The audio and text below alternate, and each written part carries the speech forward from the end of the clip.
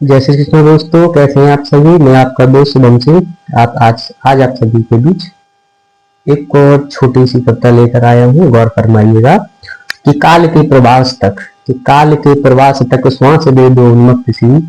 काल के प्रवास तक श्वास दे दो उन्मुक्त सी। व्याकुल हूँ मैं प्राणवायु के अभाव में। व्याकुल हूँ मैं प्राणवायु के अभाव में। मानो एक प्रार्थना है, एक श्वास दे दो उन्मत्त सी। जीवूं मैं स्वयं के लिए। जीवूं मैं स्वयं के लिए। जीवन की भोर से काल के प्रवास तक। जीवन की भोर से काल के प्रवास तक एक श्वास दे दो उन्मत्त सी। जय श्री राधे, जय श्री कृष्णा। एक संदेश है पर्यावरण के प्रति दिल्ली की स्थिति के लिए। सरकारें कभी पंजाब को, कभी हरियाणा को, कभी यूपी को,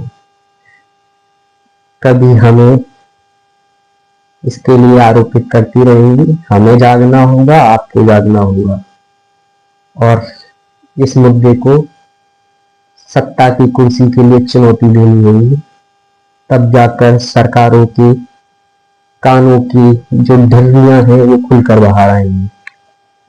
तो दोस्तों, ये घर, ये मकान, ये बंगले, ये कारें किस काम की जब श्वास ले रहेंगी। तो इसको मुद्दा बनाओ। चंद लोग जंतर मंतर पर जाकर धरना देंगे तो सरकारों की कानों तक ये बातें नहीं दी देंगी। संगठित होना होगा, लेफ्ट को, राइट को, दाएं को, बाएं को, और जो मध्यम में है, नोटा दबाते हैं, उनको भी। तब भी बात को बुलंद रखो, सरकारों की कानों तक पहुंचाओ। आशा है मोदी भी सुनेंगे, विश्वास है। मैं आपका दोस्त शुभम सिंह। कैसे हैं आप सभी दोस्तों। दिल्ली में जो प्रदूषण बढ़ता जा रहा है वो चिंता का विषय है।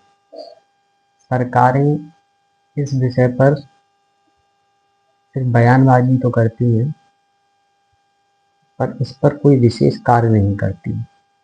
इसकी वजह यह है कि हम जरूरती मुद्दों के लिए, अपने लोग के लिए, मकान के लिए, पानी के लिए, सड़क के लिए, शिक्षा के लिए आवाज तो उठा रहे हैं,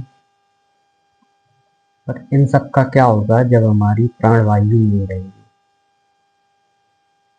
अभाव हमें चिंताओं के प्रति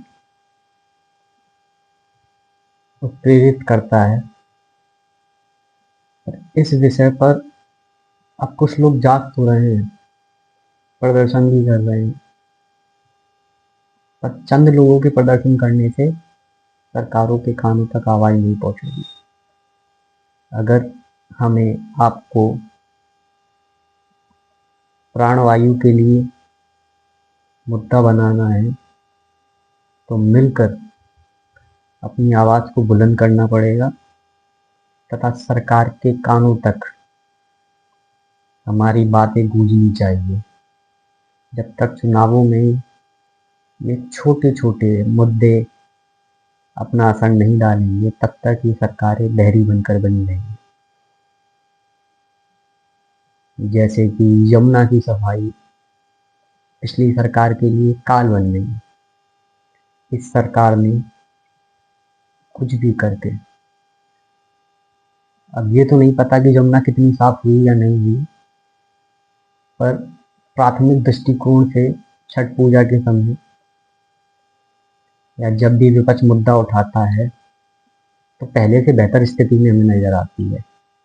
उसी तरीके से जब तक हमारा मुद्दा, हमारी स्वच्छ प्राणवायु नहीं होगी, तब तक सरकारों के कानों तक हमारी बातें नहीं पहुंचेगी। तो मेरा आपसे विशेष अनुरोध है कि अब इस विषय को एक बड़ा मुद्दा बनाएं। जो रईस होंगे वो अपने घरों में प्योरिटी के लिए एयर प्योरीफायर लगवा लेंगे, और गरीबों को क्या, वो बीमारी से जूझेंगे। तो आप सभी मिलकर इस विषय पर विशेष ध्यान दें।